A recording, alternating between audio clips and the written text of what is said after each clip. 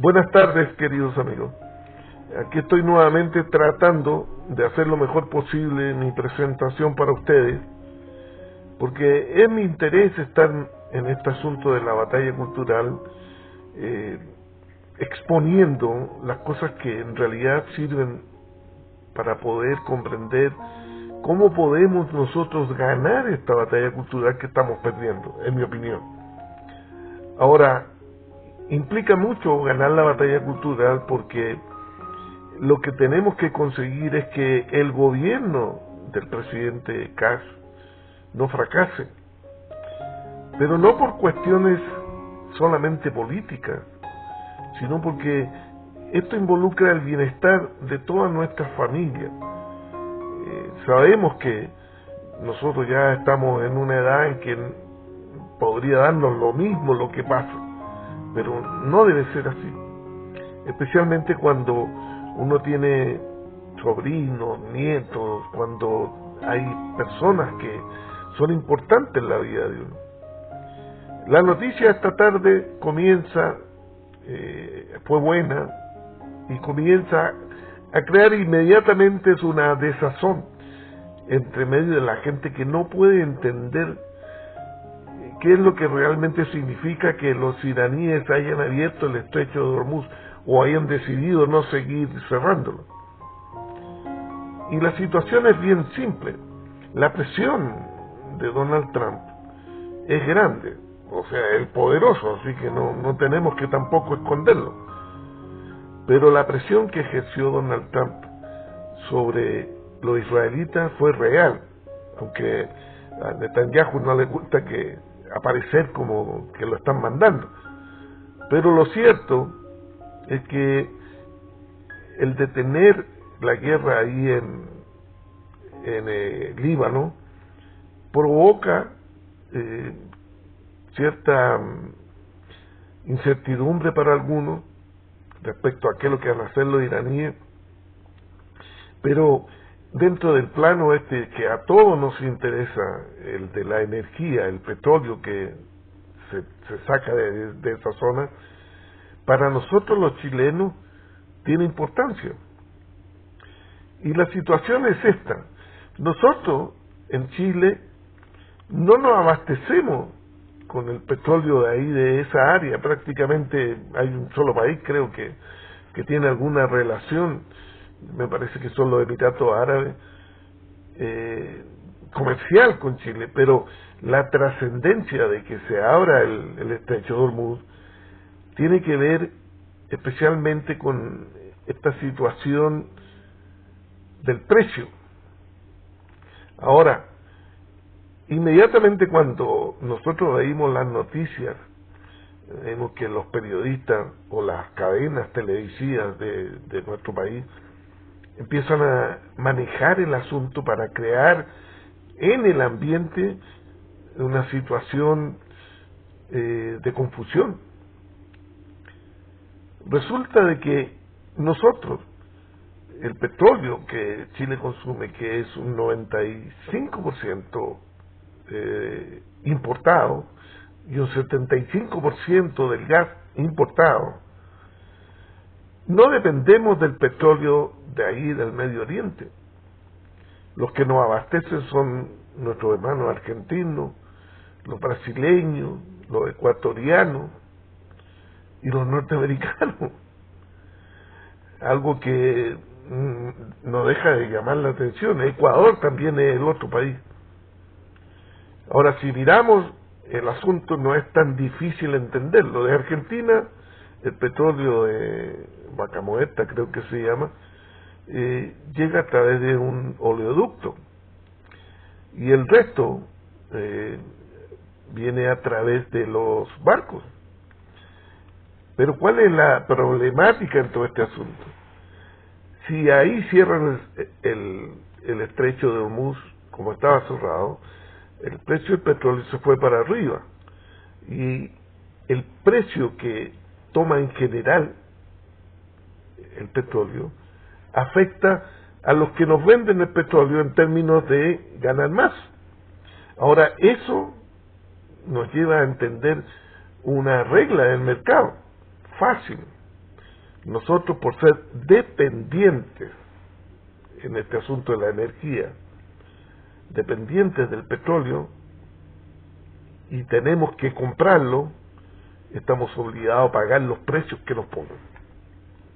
Entonces ahí está el asunto. ¿Cómo nosotros podemos entender de que el petróleo primero es crudo y tiene que refinarse, y eso todos lo sabemos, para transformarse en benzina y en productos agregados? Entonces, ¿qué es lo que necesita nuestro país? Así fácilmente es entendible que necesitamos más refinería y que necesitamos también, ojalá, tener nuestro propio petróleo. Pero como eso es un asunto de largo alcance, tenemos que pensar entonces ahora en que tenemos que ahorrar, por ejemplo, que tenemos que gastar menos, que tenemos que buscar la manera de que si nos suben el petróleo tengamos con qué comprarlo. Entonces un país sin productividad, un país que se encuentra en crisis de empleo, un país que no tiene la capacidad de endeudarse, es decir, de que nos podamos meter en deuda, pero que tengamos la capacidad de tramitar todas estas deudas en una forma favorable para nosotros, la mayoría. Entonces, ¿qué es lo que hay que entender? Que el petróleo se transforma en una situación de crisis siempre y cuando no sepamos manejar la situación. De acuerdo a cómo la maneja la izquierda, lo que ellos dicen, hay que endeudarse nomás porque para favorecer a los pobres. Oye, ¿cuándo un pobre ha sido favorecido con endeudamiento? Claro, podemos disfrutar un rato de lo que compramos, después nos vienen a quitar y ahí estamos llorando porque, oye, no teníamos para pagarlo, o no teníamos cómo conseguir un crédito o un aval, etcétera. Lo mismo es un país, es como una familia. Entonces, mi consejo es que todos aquellos que votamos por CAS entendamos de una vez por todas de que las soluciones que ofrecen los izquierdistas no están basadas en la realidad que tiene que vivir un país. Desde 1990, es así, hasta más o menos como por ahí como el 2015, Chile vivió de acuerdo a un plan o a un sistema económico que favorecía el crecimiento, la inversión, favorecía todas aquellas cosas que nos permitieran incluso llegar casi a ser desarrollado. Y se perdió. Y se perdió a partir de lo que hizo la señora Bachelet. Lo que está tratando de hacer este presidente, pero que aún todavía es muy poco. La señora Bachelet subió los impuestos. Y ahí que la tendrá, porque la gente se va. Oye, dice, pero es que los ricos tienen que pagar más. Oye, los ricos siempre van a tener una forma de no evadir, sino de solventar, de hacer que la riqueza de ellos siga creciendo. Pero lo peor que puede hacer un gobierno, un país, es crear un ambiente para que los ricos digan, mejor vamos a invertir la plata a otro lado, donde sea más seguro. Y los izquierdistas lo saben. Pero porque ellos insisten en su modelo, y en lo que estamos tratando de enseñar, ellos insisten en su modelo porque ellos se favorecen, no el pueblo.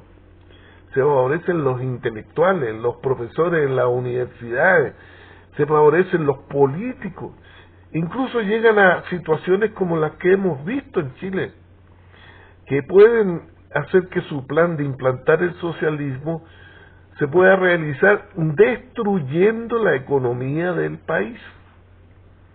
Ustedes no crean que esto es casual lo que está pasando cuando se descubren tantas maldades que hicieron con la plata.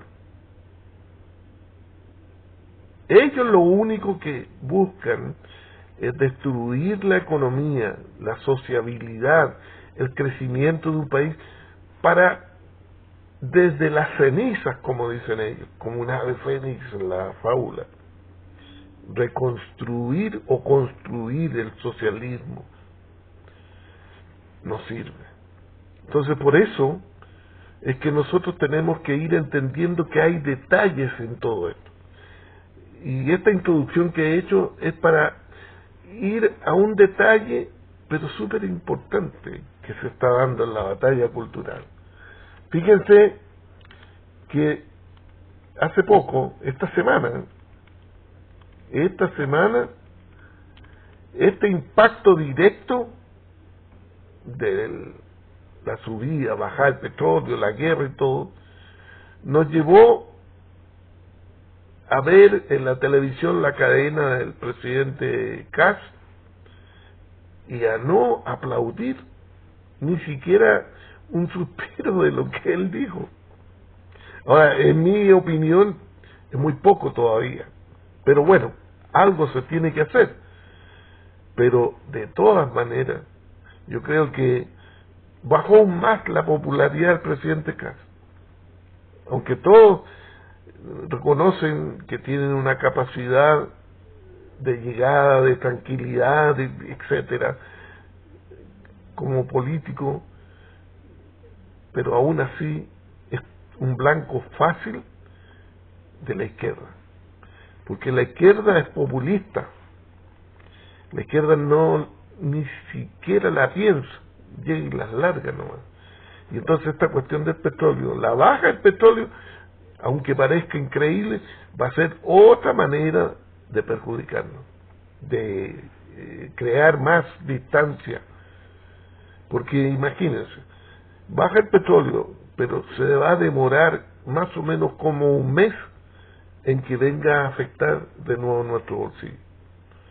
¿Por qué? Porque el asunto no es llegar y decir bajó de 100 a 70 y listo. No, pues. O sea, para abastecer un país hay que estar en una constante, y la baja se produce de acuerdo llega al bolsillo de acuerdo a tecnicismos económicos inevitables, porque son empresas las que manejan todo esto. Pero entonces ahora el asunto, como digo, va más allá de poder comprender fácilmente en qué estamos metidos. Y yo quiero traer a colación lo que me interesa hoy día, lo de la batalla cultural. La izquierda es fabulosa para hacer mal. Oye, parezco fanático de repente, pero es así. Fíjense que estuve observando en la cadena esta de las plataformas en YouTube cómo una gran líder que tiene Chile, se llama Vanessa Kaiser, tuvo que poner en su lugar a 2 senadoras. Pero el punto es este: ¿por qué esas 2 senadoras le tienen en cono a la señora Vanessa Kaiser? Y esto quiero que ustedes lo puedan entender. Hoy día estamos a 17, que no se olvide la fecha. La intervención de Vanessa Kaiser esta semana en el Senado fue extraordinaria, en una sesión de una comisión, la Comisión de la Mujer, algo así creo que sí. Pero la señora se sacó los zapatos de hacerlo bien, porque dejó al descubierto algo que tenemos que considerar, que es parte de lo que están haciendo los izquierdistas para echar abajo este gobierno. Y una de estas cosas es echar abajo a todos aquellos que de una manera u otra están apoyando este gobierno, que estamos apoyando este gobierno. Analicemos este asunto de la señora Kaiser. Detrás del conflicto que se revela en este debate político, hay escondido lo que es la trampa de la izquierda. Y yo le he llamado, y creo que se llama también, la tolerancia al disenso. Es un punto clave en la batalla cultural. La tolerancia al disenso, y ustedes me han escuchado muchas veces que digo, la izquierda no merece estar en nuestro país, porque es antidemocrática. La tolerancia al disenso solamente se da en democracia. Es imposible bajo otro sistema. Si ustedes concurren a mirar un poco lo que pasa en Cuba, lo que ha pasado en Venezuela, donde hayan organismos totalitarios gobernando actualmente, van a darse cuenta que la tolerancia al disenso no existe en esos países. Incluso más, el gobierno autoritario, y siempre lo voy a mencionar, del presidente Pinochet, que gobernó como presidente de 1980 a 1990, fue tolerante al disenso y se aprovecharon de eso. Todo el mundo se acuerda, sí, luchamos por la democracia, ¿cómo lo hicieron? Hubo que movilizar gente, a los carabineros, a los militares, para evitar que destruyeran lo que era la transición a la democracia. Me acuerdo de don Onofre Harpa en esa oportunidad. Se defendió como gato a espalda. Ahora, ¿por qué traigo a colación esto? Porque aún en un gobierno autoritario, como el del presidente Pinochet, hubo tolerancia al disenso. Y ustedes se pueden acordar, los diarios, las revistas, las acusaciones que se hacían. Incluso el Partido Comunista, ya en esa época, 1987 creo, reclamaba por distintas razones, y reclamaba hasta por el libro de historia de don Francisco Frías Valenzuela. Pero ¿qué es lo que es? Tolerancia al disenso. Tenían derecho a reclamar. Ahora, cuando vino la democracia, así tal como la conocemos ahora, senadores, diputados, presidente y todo el asunto, se comenzó a aplicar la ilegalidad que dejó plantada como herencia el gobierno del general Pinochet. Y hasta por ahí, como dije, el 2015 siempre hubo una subida, el país mejoró. Ya no fueron bicicletas solamente las que podían dar la gente común, también camionetas, autos, qué sé yo. Y también el trabajo, el empleo subió. Y bueno, todo lo demás lo conocemos, todo lo que hemos vivido todo este tiempo. Pero, cuando las cosas empezaron a cambiar, se empezó a aplicar la intolerancia al disenso. Y fíjense que la señora Kaiser, y voy a reproducir lo que ella dijo, lo voy a leer, dijo: tampoco aceptaré que se utilice la presidencia de una comisión como caja de resonancia para caricaturizar mi postura. Mientras Sánchez me tilda de terraplanista en los medios de comunicación, faltando el respeto a faltándome el respeto, según lo que dice el artículo del Senado, de lo que maneja la Cámara del Senado, el artículo 137, la señora Carvajal utiliza, la presidenta de la Comisión, utiliza su cargo para cuestionar mi derecho a representar a mis electores. ¿Qué es lo que está diciendo la señora Vanessa? Está diciendo que estas actuaciones ofenden la dignidad de una persona que está en el Senado y nos coloca, fíjense ustedes, y nos coloca en una situación, la colocan a ella en una situación como que está de más ahí. Parece ser algo simple, o sea, no, yo puedo decir lo que quiera, este asunto no va más allá de hablar algo, pero no es así. Fíjense que el izquierdismo dice que para ganar su batalla cultural hay que enlodar al enemigo, al adversario, a quien sea. Hay que dejarlo como palo de gallinero. Y así lo han hecho siempre. Y no nos damos cuenta. Y el problema es que arrastran a nuestros jóvenes, a las personas. Entonces lo que yo estoy diciendo, que no vaya a ser mal comprendido, lo que yo estoy diciendo es que para eliminar cualquier posibilidad de violencia y de todo este tipo de cosas que después nos lamentamos, la forma de hacer las cosas tiene que ser de acuerdo a las leyes, a la Constitución, pero lo más importante, tolerar al adversario.